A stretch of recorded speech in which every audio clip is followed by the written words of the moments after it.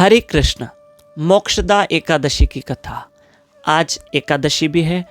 आज वो तिथि है जिस दिन भगवान श्री कृष्ण ने अर्जुन को भगवत गीता का ज्ञान दिया था। आप सबों को बापू जी सरकार की ओर से इस पवित्र तिथि की अनगिनत बधाइयाँ हो।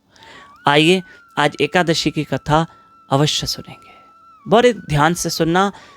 आज रात को एकादशी है ना, रात को 10:15 से 11:15 बजे आज बुधवार रात को हमारे साथ लाइव रहना। फेसबुक पेज दामोदर दास पे लाइव रहकर कीर्तन का लाभ लेना, हरिनाम संकीर्तन का, क्योंकि आज के दिन जागरण का महत्व है। तो आज हमने ये कीर्तन रखा है, जरूर घर बैठे लाभ लेना। युधिष्ठिर महाराज ने भगवान कृष्ण से पूछा कि प्रभु, मार्गशीर्ष मास के शुक्ल पक्ष की एकादशी का नाम क्या है और इसकी कथा क्या है। भगवान कृष्ण ने युधिष्ठिर महाराज से कहा कि आज की एकादशी जो है वो मोक्षदा एकादशी के नाम से प्रख्यात है। इसकी कथा इस प्रकार है कि एक बहुत सुंदर नगर था। भगवान कृष्ण युधिष्ठिर महाराज को बता रहे कि एक बहुत सुंदर नगर था, चंपक नगर। वहां के एक बड़े धार्मिक राजा थे, राजा वैखानस। राजा ने एक बार रात्रि में ड्रीम देख लिया, एक स्वप्न देखा बुरा, कि मेरे पिता नरक में सजा भोग रहे हैं। राजा की नींद खुली, राजा डर गया।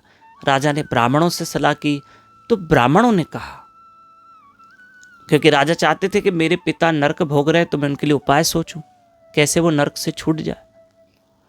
तो राजा ने क्या किया, राजा ने ब्राह्मणों से सलाह की। तो ब्राह्मणों ने एक सलाह दी कि राजा, आपके ही राज्य के बाहर एक बड़े महान मुनि रहते हैं, पर्वत मुनि, उनसे सलाह लेते हैं, वे जैसे आज्ञा करें, उनसे मार्ग पूछते हैं कि क्या करना चाहिए। राजा गए। राजा ने उस मुनि को प्रणाम किया और कहा, मैंने अपने पिता को नरक भोगते हुए देखा है, अब मैं अपने पिता को नरक से कैसे मुक्त करूं।